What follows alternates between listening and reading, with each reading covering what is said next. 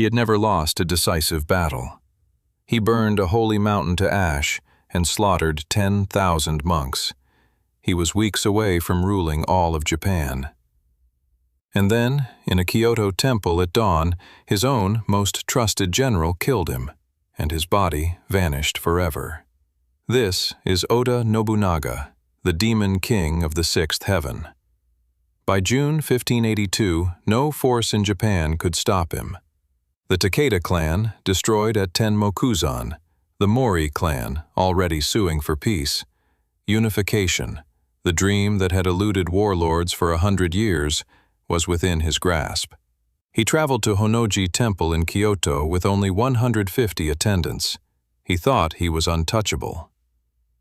What happened in the next 2 hours would reshape Japan for 250 years. And the truth behind why his general turned on him? Historians still cannot agree, and the answer only fully reveals itself in the final minute of this video. To understand the betrayal, you must understand the man. Oda Nobunaga was born in 1534 to a minor warlord family in Owari province. By 39, he had overthrown the 200-year-old Ashikaga shogunate. His personal seal read, Tenka Fubu, all under heaven by force of arms. That was not a slogan, it was a plan. In 1571, he led his army up Mount Hiei and razed the great Enryaku-ji temple complex. Monks, laymen, women, children, all killed. He destroyed the Buddhist military power that had checked warlords for centuries. He embraced firearms when his rivals dismissed them as toys. By spring 1582, his enemies were collapsing one by one. Then came the calculation that killed him. Nobunaga had dispatched his armies in every direction. Hideyoshi was besieging Takamatsu Castle against the Mori. Shibata was attacking the Uesugi in the north. Takigawa watched the Hojo in the east. So, Nobunaga himself traveled to Kyoto with only 150 attendants, court officials, merchants, tea-masters, servants. No army. At the heart of his own territory, he felt untouchable. He was wrong, and the man he had just sent west was already turning his soldiers around. On June 20th, 1582, Akechi Mitsuhide received his orders. He was to march his 13,000 soldiers west to reinforce Hideyoshi against the Mori. He returned to Sakamoto Castle. Then he did something strange. He gathered prominent Renga poets and composed linked verse late into the night. Renga sessions were often farewell rituals, moments of stillness before a journey from which a man did not expect to return. Some historians believe Mitsuhide was already saying goodbye to the world he knew. At dawn on June 21st, he led his army out, but not toward the Mori. He marched toward Kyoto. Marching Oda troops through the capital was not unusual. No alarm was raised. Most of his own soldiers did not even know who they were attacking. Some thought the target was Tokugawa Ieyasu, who was visiting the city. The famous line attributed to Mitsuhide at the Katsura River crossing, "The enemy awaits at Honnoji," was not recorded at the time. It first appeared in a text by Hayashi Razan, written decades later, and most historians today consider it a literary invention.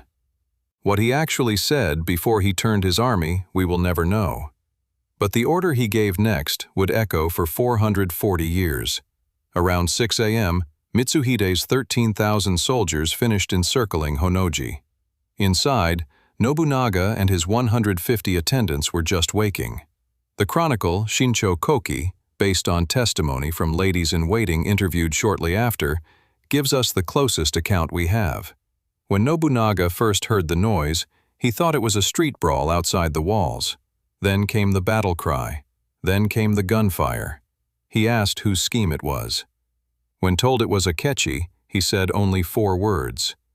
Zehi ni oyobazu. There is no choice. He picked up a bow and began to fight. When the bowstring snapped, he switched to another. When his bows were spent, he took up a spear. A spear thrust struck him in the elbow and crippled his arm. He retreated deeper into the temple. He told the women still inside to flee. Then he closed the doors behind him. The temple was already burning. According to the chronicle, Nobunaga committed seppuku as the flames closed in. By 8 a.m., 2 hours after it began, Mitsuhide's forces lifted the siege. The most powerful man in Japan was dead. But when Mitsuhide's soldiers searched the smoldering ruins for the body, what they found, or rather, what they did not find, would become the deepest mystery of the entire incident. Mitsuhide needed the body. Without it, he could not prove Nobunaga was dead. He could not display the head, the traditional confirmation of victory that bound vassals to a new master. He searched the ruins of Honnoji for hours. He found nothing. Months later, Hideyoshi searched again. He also found nothing. Historians offer 3 standard explanations. First, the bodies in the temple were too burned to recognize. Second, there were simply too many corpses, attendants, and women among them to identify a single one. Third, the fire was so intense that Nobunaga's body was completely consumed. But there is a fourth possibility historians cannot rule out. Nobunaga may have anticipated this exact moment. He may have ordered loyal attendants to hide his body, or his head, before the flames reached him, to deny his enemies the trophy. In October 1582, Hideyoshi held Nobunaga's funeral at Daitokuji Temple in Kyoto. With no body to bury, a life-size wooden statue of Nobunaga was carved, cremated, and the ashes placed in an urn in his place. Today, dozens of tombs across Japan claim to hold the remains of Oda Nobunaga. None has ever been verified. He simply vanished. But the deeper question is not where the body went. It is why Mitsuhide turned in the first place, and on that question, historians have proposed more than 50 different answers, more than 50 theories, 440 years of debate, and still no agreement. The Edo period explanation was the simplest one: personal humiliation.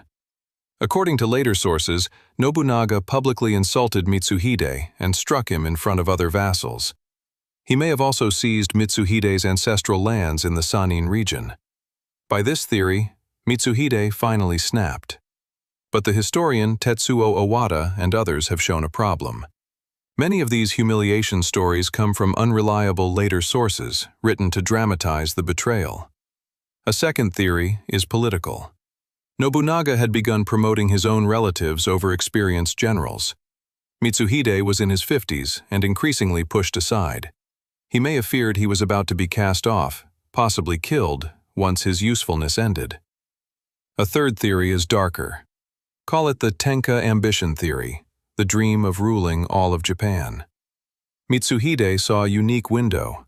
Nobunaga was isolated in Kyoto with only 150 men. The senior generals were scattered across Japan. For one night, the throne of Japan was undefended. So, he took it. A fourth set of theories pulls in the imperial court, frightened by Nobunaga's growing power. Some even point to foreign Jesuit involvement.